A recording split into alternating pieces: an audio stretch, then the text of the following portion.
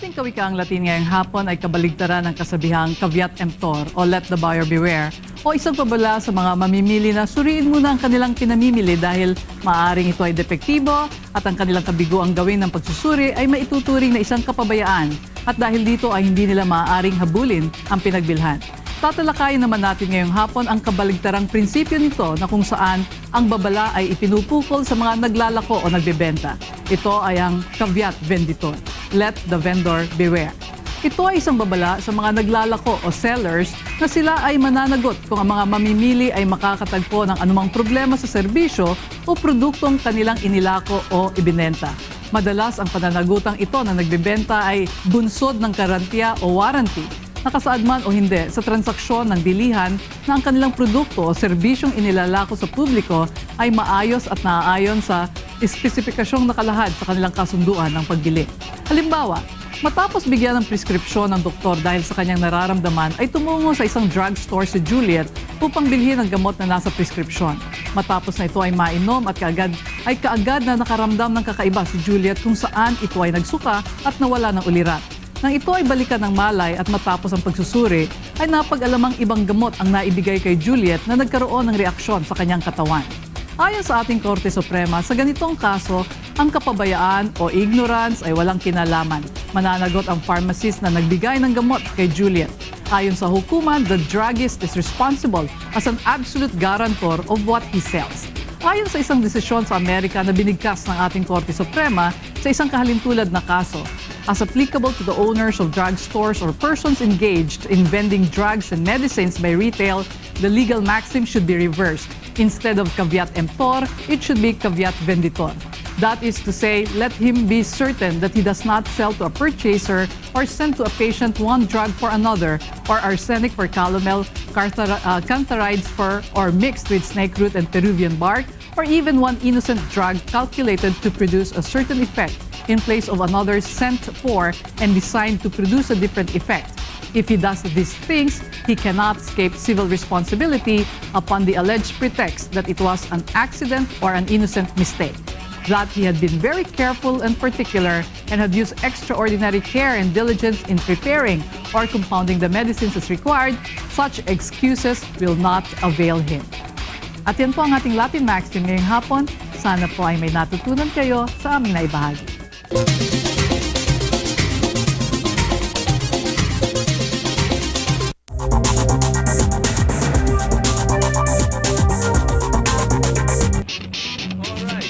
Nagbabalik po ang Law Profile. Iba't ibang mga katanungan ang natanggap namin mula sa ating mga tagapanood. Simulan na natin ang pagsagot sa mga ito, Atty. Bugi. Okay, ang una nating tanong ay galing sa 9090. I am planning to file an estafa case against one of my employees. He was caught for fraud, red-handed. Gusto ko pong makakuha pa ng mga ebidensya laban sa kanya at inaasahan ko po na aabuti ng ilang buwan bago ko makumpleto ang ebidensya. Gusto ko po tiyakin na talagang mananagot siya sa ginawa niyang pandaraya. My questions are: 1. How many months of filing is considered too late? 2. Basically, what is the statute of limitations to file? 2 lang pala. 2. Conforme sa amount yun. Pero sa general rule, kung estafa, basta ang penalty from maximum prison correctional to minimum prison mayor, 4 years. So, matagal-tagal. Buwan lang naman yung hinihintay mo. Pwede pa rin. Maghahanap ka ng ebidensya, ha? I guess that statement answers both questions. Okay. Alright. Next question. Ang ating susunod na tanong ay galing naman sa kay John ng Marikina. Gusto ko po sanang itanong kung may share po kaming 3 magkakapatid kapag binenta ang house and lot na pinundar ng aming mga magulang. Napatay po ang mother namin last year at buhay pa po ang aming tatay. May nagsabi po kasi sa amin na ang tatay lang namin ang may karapatan sa mapagbebentahan ng house and lot at prerogative niya yung kung bibigyan kami o hindi. Sa batas po natin, meron din po ba kaming right doon? Salamat po. Meron naman. Meron. Mali yung pagkakasabi ng tatay mo. Alam mo, namatay na ang nanay mo, kung kaya't magmamana kayo doon sa parting sigun para sa nanay mo, no? Na naiwan ng nanay mo. Pero ang magmamana niyan sa tatay mo kalahati at +1 na share niyong magkakapatid. Hindi, ganito, hindi ba? No? Ilan sila magkakapatid? Wala naman sinabi. Wala sinabi. Ganito yan. Basta ano yun conjugal partnership yun no, ha? So hati. Kalahati nun, tatay nyo kagad. Doon sa kalahati. Tatlo sila. No, kung meron siyang natirang, tatlo silang magkakapatid, okay. Kung meron siyang, kung walang testar ang nanay niya, no, yung will, ang mangyayari doon, yung will, divided by 4. 4. Kayong tatlong magkakapatid at yung tatay nyo pare-pareho ng share. Di ba, no? Tama yun. Kasi the surviving spouse is entitled to the share of one child. one legitimate child. One legitimate child. Sa natirang kalahati. So, yung sinasabi sa inyo na wala kayong pakialam, tatay mo lang ang makikialam, mali yun. Mali yun. Sige. Okay. Okay, tuloy natin. At ang susunod naman po nating katanungan ay galing kay Cynthia ng Pampanga. Pwede po bang mawalang saysay ang request namin na pagpapatitulo ng lupang nabili namin under NHA project? Matapos po kasi naming ma-fully paid yung lupa at makumpleto ang dokumento, nag-request po ako sa NHA office na patituluhan ang lupa. After 8 months, dumating po ang notice from NHA office at kailangan namin bayaran ng lahat ng papel regarding sa pagpapatitulo ng lupa. Kaya lang po nagkataon na wala kaming pera para bayaran ng mga ito. Kung madelay man po ang pagbabayad namin, hindi po ba mafo-forfeit ang pagpapatitulo namin sa lupa namin? Salamat po. Ibayad na yung lupa. Bayad Iyon na yun. Oo. Iyon na yun. Dahil nabili mo na yun at nabayaran mo na. Madidelay lang ang pagpapatitulo nyo. Oo. Ang babayaran mo lang yung mga documentation, hindi naman malaki yun. Pero sakali lang kayo magkapera, at saka na lang ninyo i-follow up yung pagtitulo. Kung ako sa inyo, Meron ng kayo deed of doon, absolute sale yun. magpunta kayo doon sa NHA at explain ninyo ang inyong Kalagayan. kalagayan. Para naman, hindi basta-basta na inabandona na ninyo o hindi. Sabi niyo, nag-iintay lang kayo ng pagdating ng sapat na panahon na may pera na kayo, mabayaran yung mga dokumentong administrative fee siguro yan na kinokolekta ng NHA. Pero yung lupa ninyo, inyo na yan. Nabayaran na At yan. hindi mapoporfeit dahil lang sa hindi nyo na iparehistro sa oras. Okay. Okay, ang susunod nating tanong ay mula kay Gina ng Taguig. Nagre-renta po ako sa isang apartment kung saan pinagbayad po muna ako ng 1 month advance at 2 months deposit. Halos mag-iisang buwan pa lang po ako sa apartment na ito at bala ko na po sanang umalis. Kaya lang, ang sabi ng may-ari ng apartment, pwede ko lang i-consume ang isang buwan down payment ko pero di ko raw pwedeng i-refund yung 1 month na na-deposito ko. Di ko pwedeng gamitin kasi pambayad daw. Pambayad daw yun sa mga repair ng apartment. Gusto ko lang po itanong kung wala po talaga akong karapatang i-refund yung natitirang deposit ko since wala rin naman kaming pinirmahang kontrata. Regarding naman po sa repair ng apartment, bago pa lang po yung apartment and I don't think it needs any repair. Since wala naman po akong ginawang pagbabago dito o hindi rin ako naglagay ng kahit isang pako sa wall, kaya hindi ko po matanggap na hindi mare-refund yung isang buwan dahil daw sa repair. Please, enlighten me po. Thanks. Tira pa rin. Alam mo, yung diniposito, wala silang kasulatan nga pala. Wala. Man to man.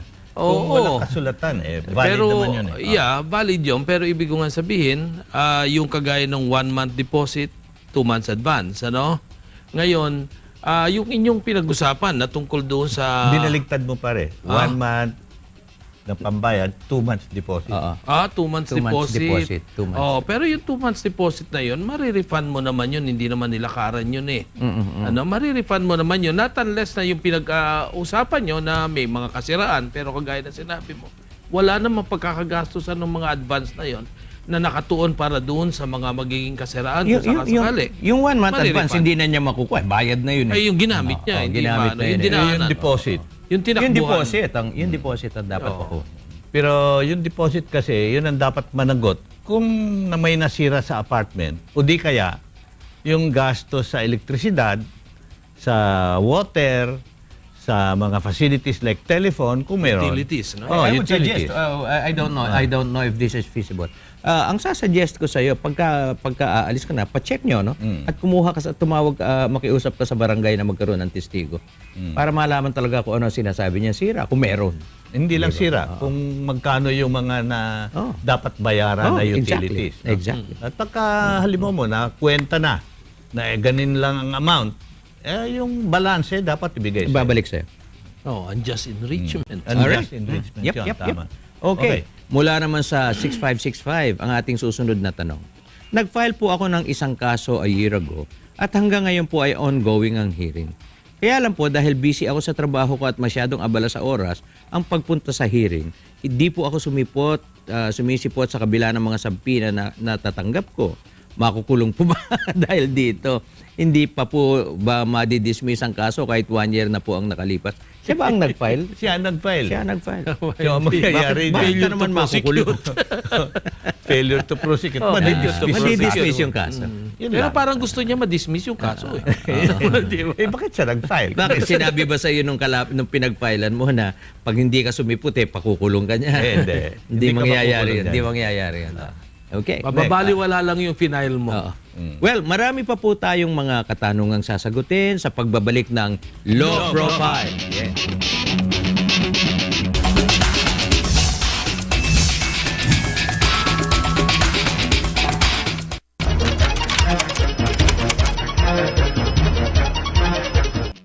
Artikulo 8, ang kagawarang panghukuman. Section 15, paragraph 1. Ang lahat ng mga usapin o bagay na idinulog mula sa pagkakabisa ng saligang batas na ito ay kinakailangang pasyahan, ulutasin sa loob ng 20 araw na buwan mula sa petsa ng pagkakadulog nito para sa kataas-taasang hukuman. At matangi kung iklian ang kataas-taasang hukuman, 12 buwan para sa lahat ng mga nakakababang hukuman, kolehiyado, at 3 buwan ang para sa lahat ng iba pang mga nakababang hukuman. Ang isang usapin o bagay ay tinuturing na idinulog para sa pagpasya o paglutas sa sandaling iniharap ang panghuling pleading, brief o memorandum na itinakda ng mga alituntunin ng hukuman o ng hukuman na rin.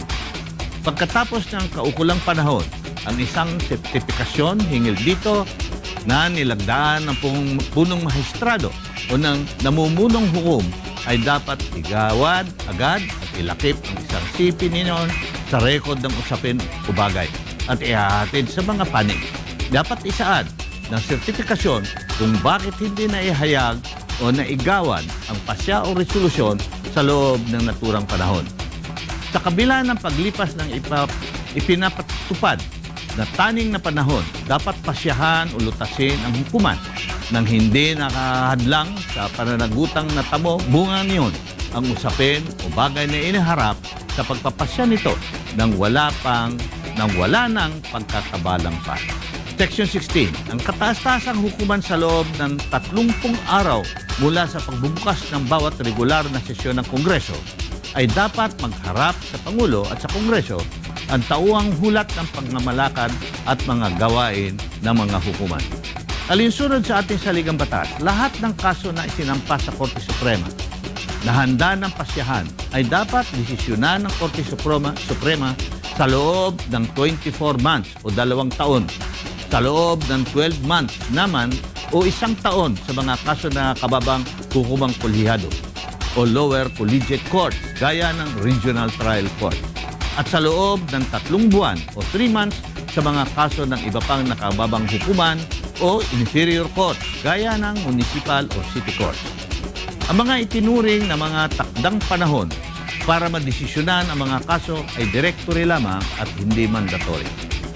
Kapag hindi na desisyonan ang kaso sa takdang panahon, ang Chief Justice ng Korte Suprema o ang presiding judge ng nakababang hukuman ay dapat mag-issue ng sertifikasyon na i-attach sa record ng kaso at ipaliwanag ang dahilan kung bakit ang kaso ay hindi na desisyonan sa takdang panahon. Ang requirement na ito is more honored in its breach than in its observance. Ano ang epekto nito sa mga judges at justices kapag hindi nila nadesisyonan ang kaso sa takdang panahon? Maaari itong maging basihan ng impeachment ng justices at pagsampa ng disciplinary sanction sa mga judges ng lower courts for culpable violation of the Constitution. Yan po ang ating Constitution 101 sa hapon na ito. Magbabalik po kami sa susunod na Huwebes. Maraming salamat.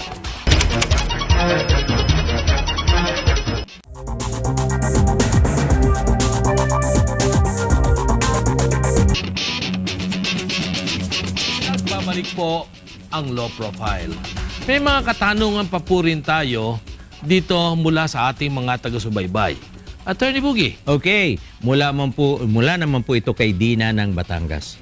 4 na buwan na pong hindi nagbabayad ng renta ang nangungupahan sa apartment na pinauupahan namin. Anong kaso po ang pwede naming isapa sa kanya? Maraming salamat po. Pati pa-eject niya na yan. Eject. Hindi ginawa. Pero kinakailangan mag-demand ka, no? Yeah. Mag-demand ka na kinakailangan umalis na sila dahil sa di sila nakakabayad, no? Natural lang naman 'yon. Dahil may kasulatan kayo sa mga ganyang mga sitwasyon, kapag hindi nagrerenta, no? At hindi makabayad, talagang nararapat lang, karapatan mo paalisin sila. Okay, pero kailangan yung pagbigay mo ng demand letter, huwag mo sabihin pay or vacate. Hindi ha? Oo, isa lang. Kailangan pay and vacate. Yes. Tapos, ejectment. Katapos magpa-file ka sa court.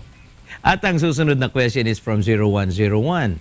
Gusto ko lang pong itanong kung pwede po bang i-terminate ang contract or agreement sa company na hindi naman legal at registered yung business. Alam mo, ang contract, maski na not in writing, Oo.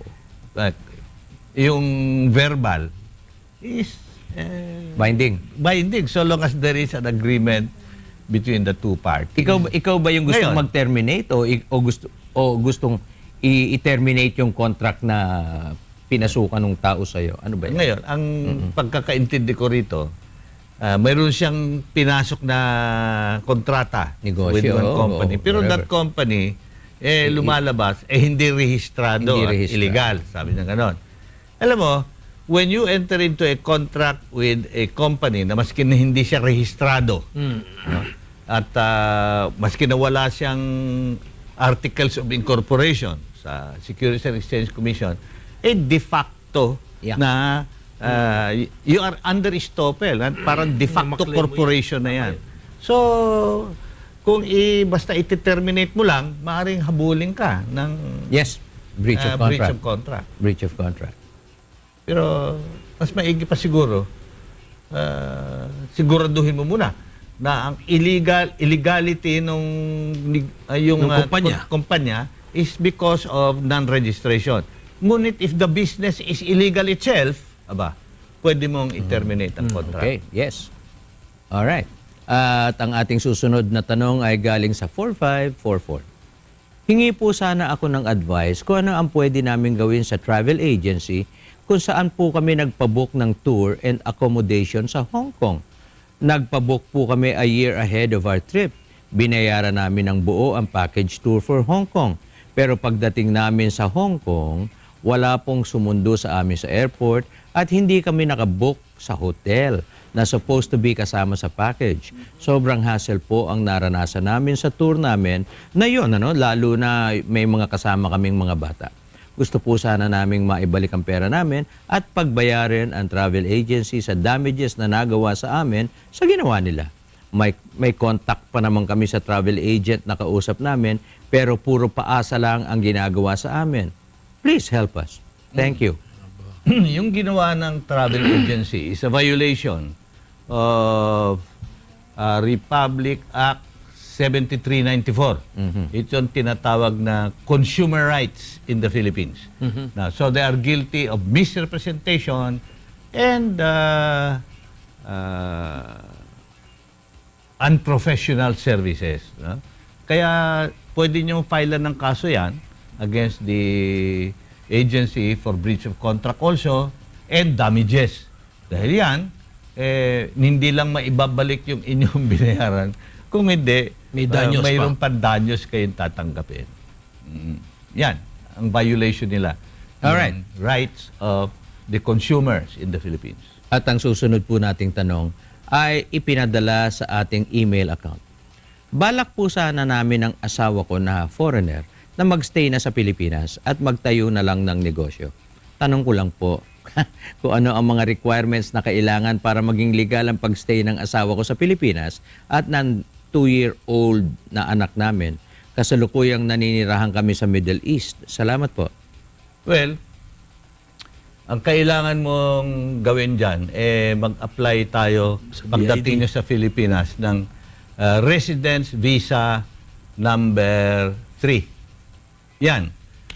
Ang mga requirements, una, you have to have an authenticated copy of your birth certificate, yung sa babae, yung Pilipina. Then you have to have an authenticated copy of your marriage contract.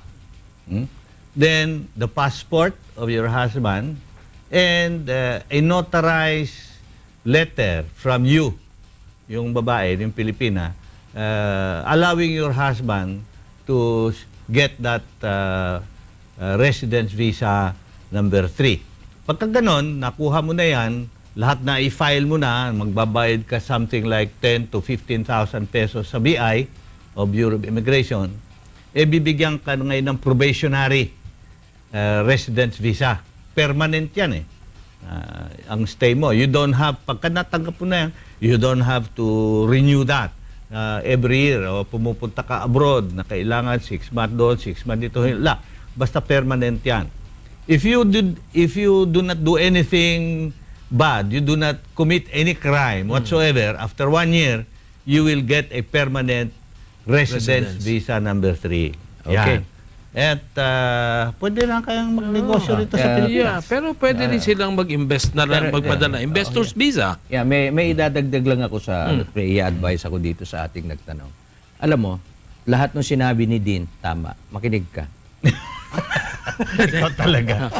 Maliban doon sa permanent residence, pwede ka rin kung gusto mo lang magnegosyo Yeah. na mag-ano ng investors visa. The best na yung residence visa. Kasi magiging permanent resident of the Philippines. Yes. Okay. Hindi na kailangan renew mo yan. Yes. Taon-taon.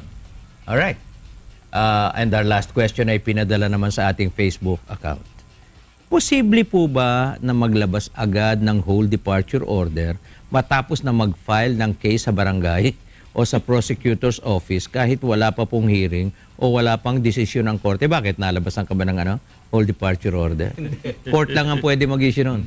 Tingnan mo yan, nakalagay, whole departure order. Wala pang order na ikaw hindi pwedeng lumabas na mag-depart. So, hindi pwede talaga. Hindi pwede. Kailangan mayroong Lalong order barangay, ng batas, ng korte. Husgado dapat. Ang tawag sa iyo niyan, pagka ikaw napailan lang at medyo delikado, kagaya nung asawa ni Enzo, na si Dalia, person in interest, di ba? Parang binabantayan lang sakali lumabas ng Pilipinas. Ganun lang yun. Ito pala. Ano daw ang diferensya ng whole departure order Ano ang at saka ang watch list? watch list nang gagaling sa DOJ watch list. Yung watch list, ang ibig lang sabihin naman, hindi naman talagang puprohibit kang umalis I beg your pardon. Medyo nagkaroon ng gulo dyan sa watch list na yan. Pagka watch list kasi, hindi ka lang hindi pa aalisin, ikukulong, i-detain ka pa. That's the difference. No, sometimes kaya nakalagay sa watch list dahil sa merong mga deficiencies o may kulang, Pero usually yan, iimbestigahan ka muna. Nung nag-umpisa nga ang watch list, nung nag-umpisa ang watch list, hindi ka lang, ang whole departure, pipigiling ka lang Di ba? Ang watch list, pipigiling ka at i-detain ka. Yun ang diferensya noon. Noon, ewan ko kung hanggang ngayon. Okay. Okay. Next. Okay. Nananatili pa rin pong bukas ang ating text line, ang 0915-917-0096 para sa inyong mga katanungan legal at maaari rin po kayong mag-email sa aming email address na untv.lawprofile@yahoo.com o mag-message sa aming Facebook. I-search nyo lang po ang Law Profile page. Kung gusto pong mapanood ang aming mga past episodes, maaari po kayo bumisita sa aming website, www.untvweb.com. Hanapin lang po ninyo ang Law Profile. At huwag po kayong maglilipat ng channel. Marami pa po tayong mga mahahalagang bagay na pag-uusapan. Dito lamang sa Law Profile.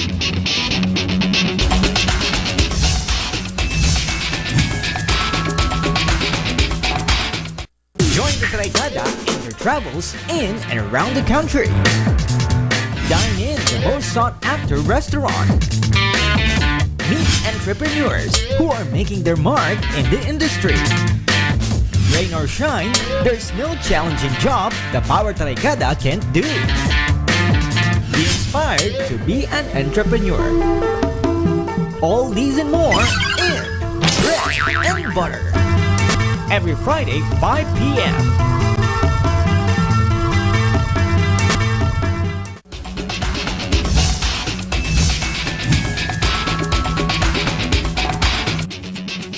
At nagbabalik po ang Low Profile. Ngayon ay dumako na tayo sa ating editorial. Alam mo, dati, no, napakadali magmaneho. No?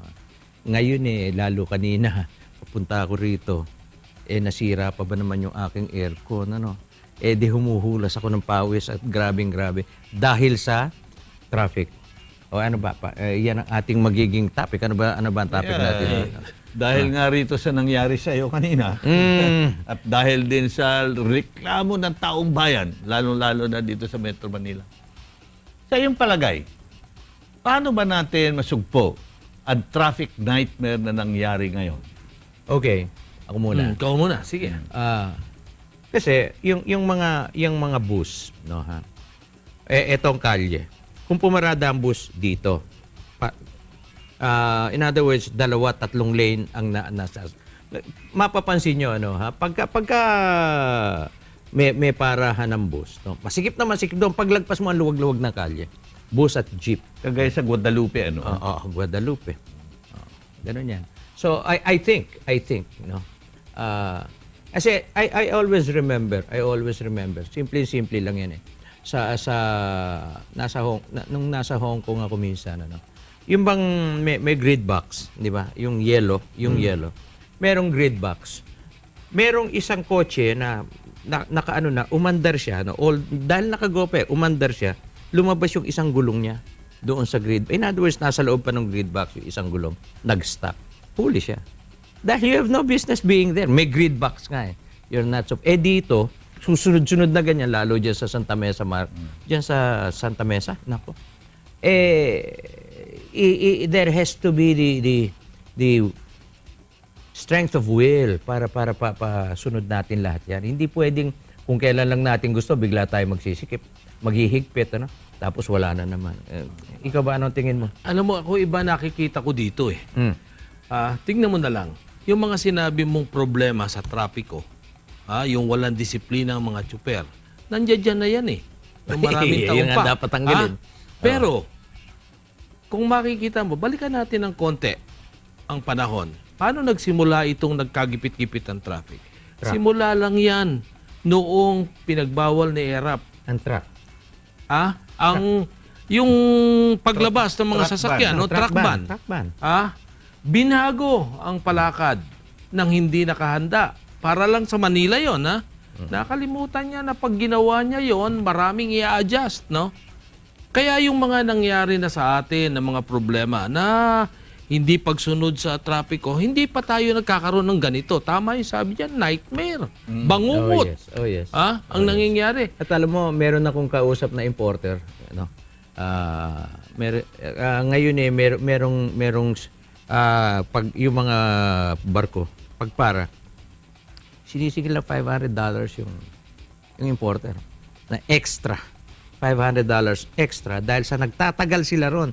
Dahil hindi makuha yung kung ano yung mga kargamento nila. Nagkaroon ng congestion eh. Yes, grabing congestion. Alam mo, kung hindi lang masamang mag-isip ng masama, iisipin ko sinabutahi itong ni ERAP. Siguro siya tawa ng tawa sa nangyari, no?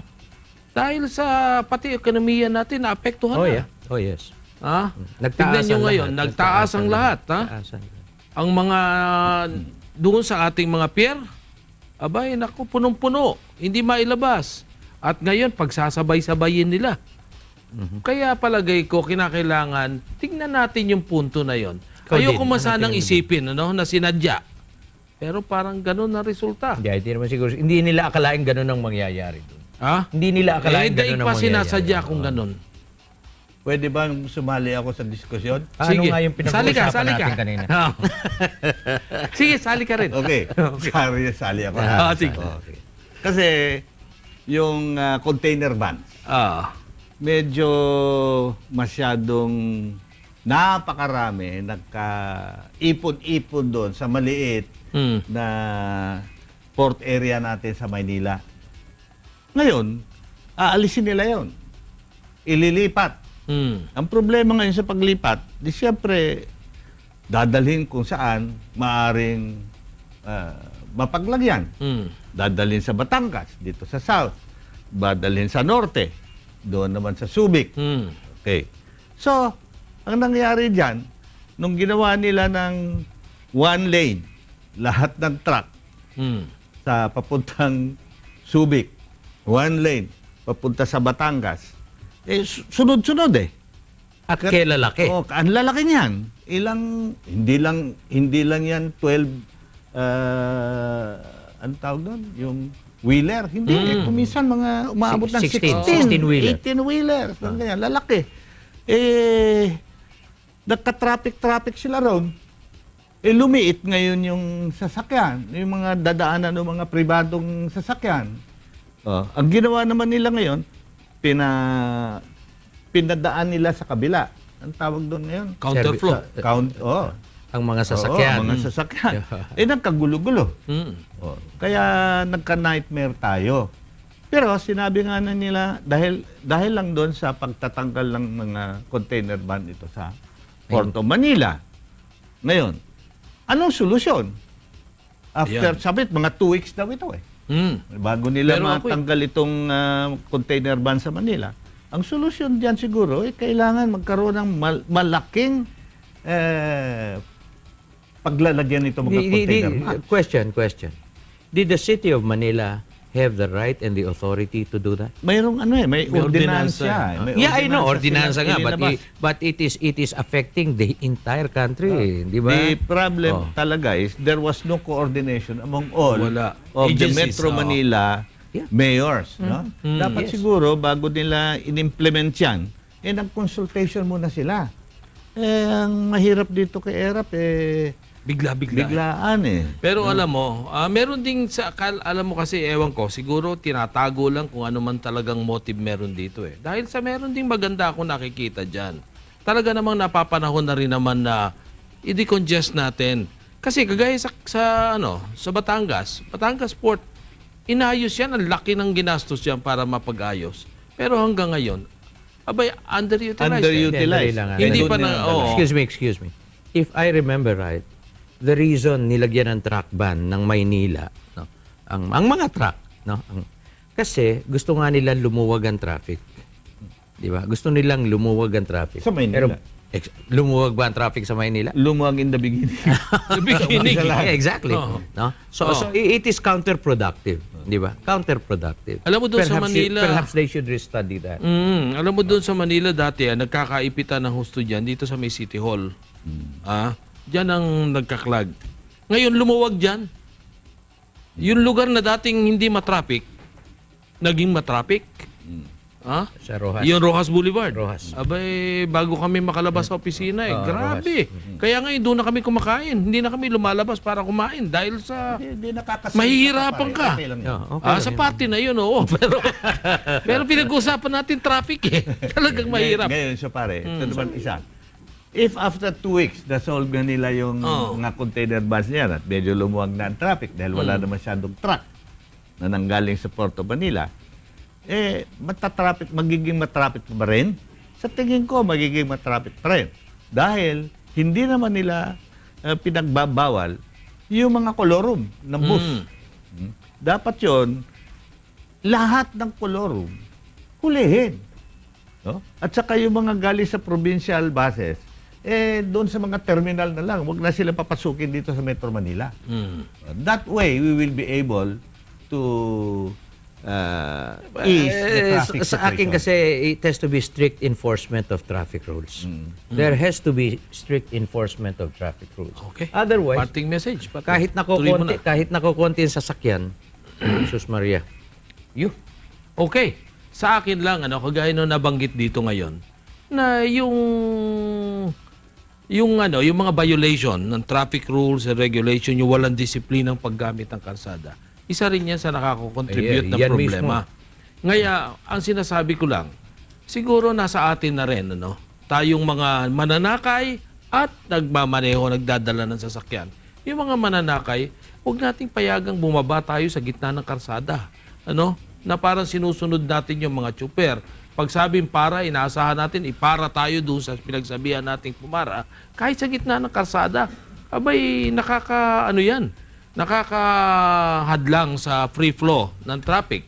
At ganun din naman yung nagmamaneho. Sana naman lagay na lang natin sa lugar. Malaking bagay yan, mapagtutulong-tulungan natin.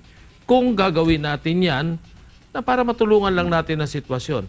May problema na nga dito. Palagay ko, artificial lang itong sa itong sa bus ban. Yan palagay ko artificial lang Pero ang pangmatagalang naging problema natin yung pagsunod, disiplina sa karsada ng mananakay at ng nagmamaneho ng sasakyan. So, naman pare. let it start with me. Let it start with me. Madalas ako kasi I refuse to pass a red light. No? Minsan lang naiilang ako na naka-red light, no? Tapos biglang eto yung traffic enforcer. Gaganunin ka, no? Ngayon, dahil sa nasasanay sa ganun, pag walang nanggagaling sa kabila, no? Dahil walang nanggagaling sa kabila, biglang pagka walang traffic, aandar na lang ng aandar. No, let it start with us. Tayo, sumunod tayo. Okay. Alam mo, dito sa Pilipinas, ang liliit ng kalye. Hindi na pwede nating palaparin. Maliliit ang tao. Kasi mahal ang hindi porke maliliit ang tao.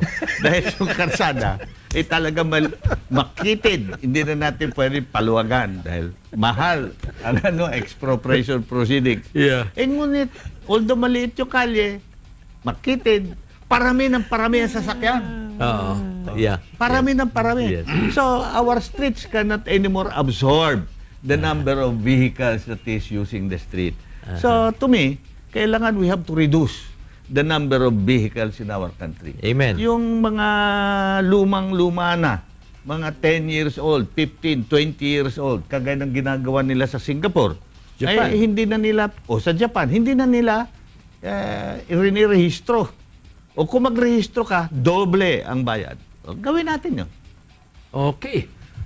At yan po ang ating editorial. Yan nga talaga. Wag po kayong alis at magbabalik po ang Low Profile.